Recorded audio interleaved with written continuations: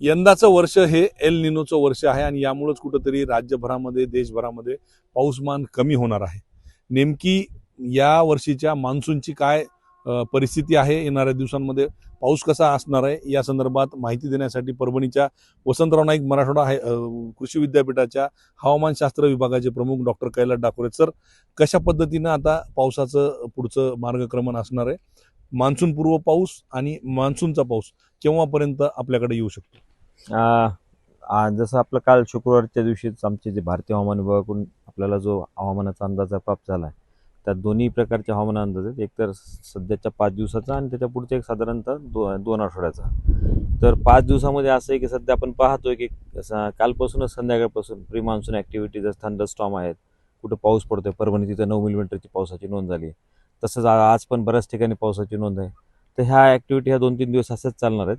परंतु जे तुम्ही म्हटलं की प्री मान्सून ॲक्टिव्हिटी आपल्याकडे केव्हा सुरू होतील, जो आपला ERFS एक्सटेंड रेंज वेदर फोरकास्टमध्ये असं दाखवते साधारण 28च्या पुढचा जो आठवडा आहे, 28 ते 4 जूनपर्यंतचा, तर त्या कालावधीमध्ये साधारणतः प्री मान्सून ॲक्टिव्हिटी राहणार आहेत महाराष्ट्रात आणि साधारण 5 ते 10 मिलीमीटर ह्या अनुषंगाने पावसाची एक म्हणजे प्री मान्सून ॲक्टिव्हिटी सुरू होईल.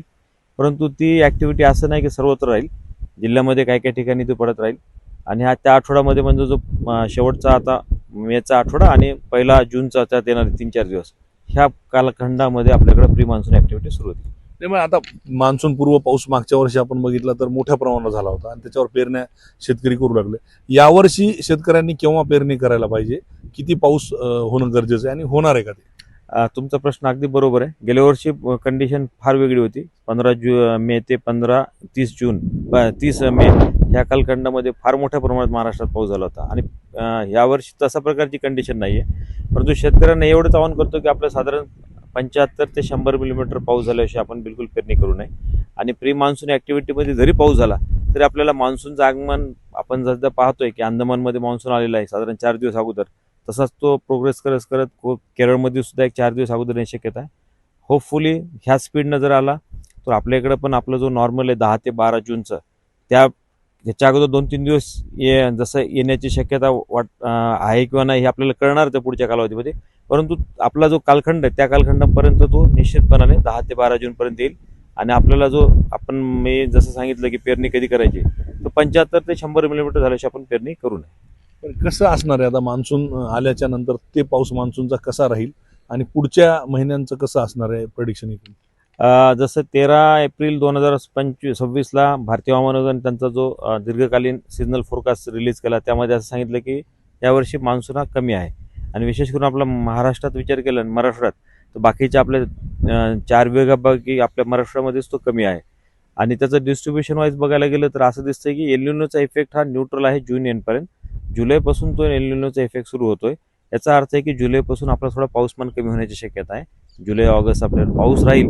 आपण 2015 बघितलं तर तो पण एल निनो वर्ष होतं आणि त्या वर्षी पण आपण काही आकडेवारी बघितली तर असं लक्षात येईल की पावसाचं डिस्ट्रीब्युशन कमी आहे. जूनमध्ये पेरणी झाल्यानंतर पाऊस कमी होतो, जुलैमध्ये बी कमी आहे. परंतु पिकाच्या वाढीच्या अवस्थेनुसार आपल्याला त्या वर्षी पावसाची अनुभूती झालेली. ह्याच्यामध्ये आजच्या घटकेमध्ये आपण एक्झॅक्टली सांगू शकत नाही की पुढच्या कालखंडात 3 महिन्यामध्ये कसं डिस्ट्रीब्युशन राहील. पण येणाऱ्या कालावधीमध्ये निश्चित आपले जे साधारणतः 1 आठवड्याचा आणि 2 आठवड्याचा जो आपला हवामान अंदाज आहे त्यानुसार आपण आपले भागामध्ये कशा प्रकारे पाऊस राहील त्याबद्दल आपण भाष्य करू. म्हणजे शेतकऱ्यांनी जोपर्यंत 75 ते 100 मिलीमीटर पाऊस होत नाही तोपर्यंत पेरणी करायची नाही. अगदी बरोबर. कारण पेरणीयोग्य तो पाऊस झाला तर जमिनीमध्ये पाणी मुरेल. तुमचं शाश्वतपणाने बी जे आपण पेरणार आहोत, कापूस असेल, सोयाबीन असेल, तूर असेल, त्याला जर्मिनेशन होण्याला लागणारं पाणी जर झालं जमिनीमध्ये मुरलं तर त्याच्यानंतर जर पेरलं तर ते तुमचं इनपुट उपयोगाला येईल आणि तुमची पेरणी फेल जाणार नाही. त्यामुळे 75 ते 100 मिलीमीटर हे पाऊस आवश्यक आहे. एकूणच बघायला गेलं तर मान्सून पूर्व पाऊस पडणार आहे, त्याच्यानंतर मान्सून पण येणार आहे. मात्र जोपर्यंत 75 ते 100 मिलीमीटर पाऊस होत नाही तोपर्यंत शेतकऱ्यांनी पेरणीची घाई करू नये असं डॉक्टर डाकोरे यांनी स्पष्ट केलं. पंकज क्षीरसागर, एबीपी माझा, परभणी. एबीपी माझा, उघडा डोळे बघा नीट.